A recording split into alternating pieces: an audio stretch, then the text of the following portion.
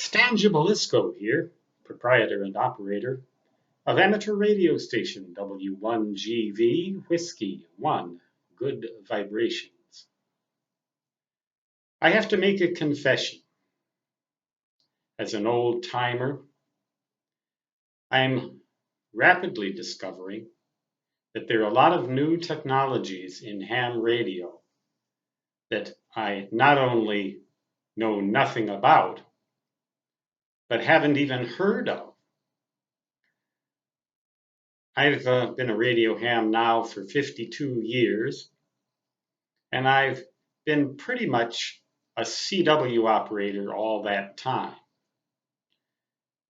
Plain old radios with plain old tuning dials, even vacuum tubes were the norm when I started. I had to use crystal control in my first year as a ham radio operator in 1966 to 67. Then I used a VFO. You know what that means? You know what that stands for? Variable frequency oscillator, in case you didn't know. Maybe it's too old a term for you now. Every radio has one now, practically, right? Well, every HF radio, vintage 1966. But someone asked me yesterday if I would share my thoughts on why most DMR radios operate on the UHF band. That's 300 megahertz to 3 gigahertz, as opposed to the VHF spectrum, which ranges from 30 megahertz to 300 megahertz. FM repeaters traditionally operated on the 144 megahertz band, actually in the 146 to 147 megahertz range or thereabouts, 148 megahertz range, the upper half of the band. Narrowband frequency modulation, analog frequency modulation. But I didn't even know what DMR meant. I didn't even know what it stood for. I had to look it up. Digital mobile radio. So I looked it up on Wikipedia, and I can't say I know a heck of a lot more about it now than I did then, except that it uses digital methods to obtain frequency modulation that's rather than analog, it's digital, only certain frequencies. And codes are used to generate the signals, and decoders are used to decode them, and this and that. You probably already know what DMR is. I'd never heard of it until yesterday, and I've been a radio ham for 52 years. A lot of people seem to think that I'm a know-it-all, or maybe get that impression, and nothing could be further from the truth. I know a very great deal about a very little bit of amateur radio.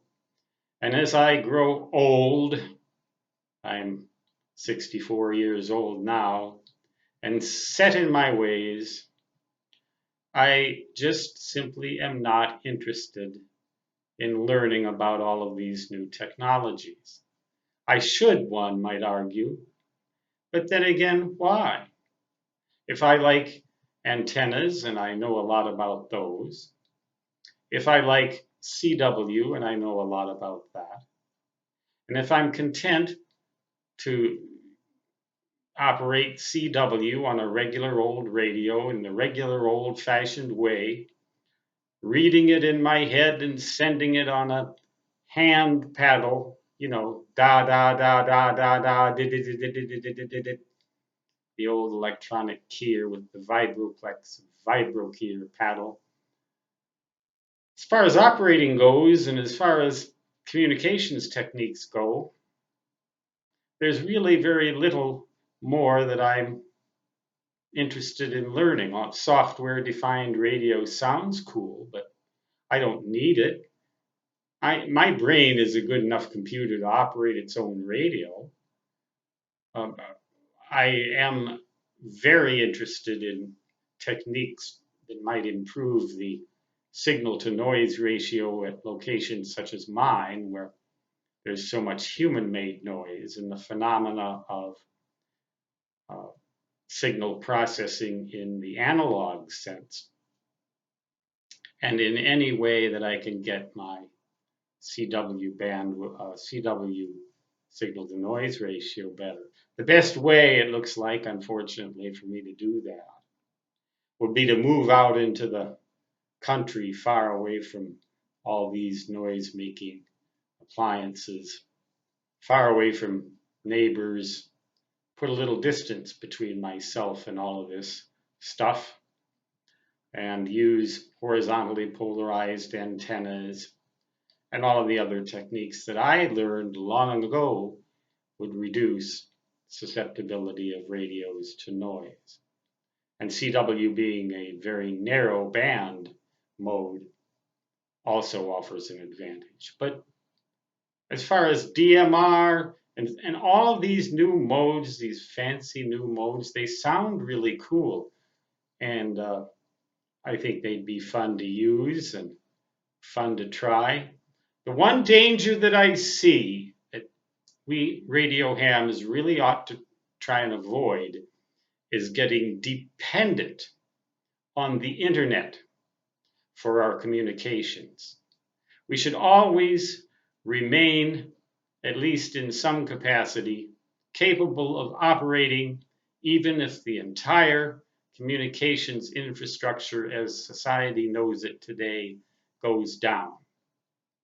When all else fails, ham radio can still work, and it should always be that way, because who knows when the day may come that because of some natural or human-made catastrophe, all of our existing communications infrastructure will disappear in the proverbial cliche blink of an eye that will leave us with nothing but emergency power and ham radio to communicate with other ham radio operators with similar backup systems. That is where, in my opinion, we should focus at least some of our attention, and never forget that all of this cool software and all of these cool computers and all of these cool programs could disappear at any time. But good old ham radio CW battery powered on a regular old radio always work, as long as we protect it against electromagnetic pulse and other hazards. So that's my confession for the day. I am an old timer with very limited knowledge in terms of scope, but quite a lot of depth within the range of that scope. Maybe someday I will evolve into the ultimate state where I know everything about nothing. But I just wanted to let you know, if you have questions for me, technical questions, and you think I'm some kind of a guru, I hereby proclaim I am no guru at all.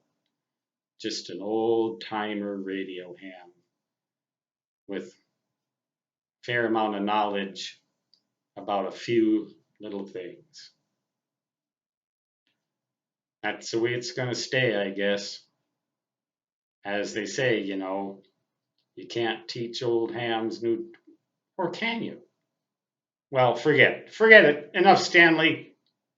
Have a good day, 73, and until next time, so long, which in my digital language, and it is digital, by the way, always translates to da da da da da da.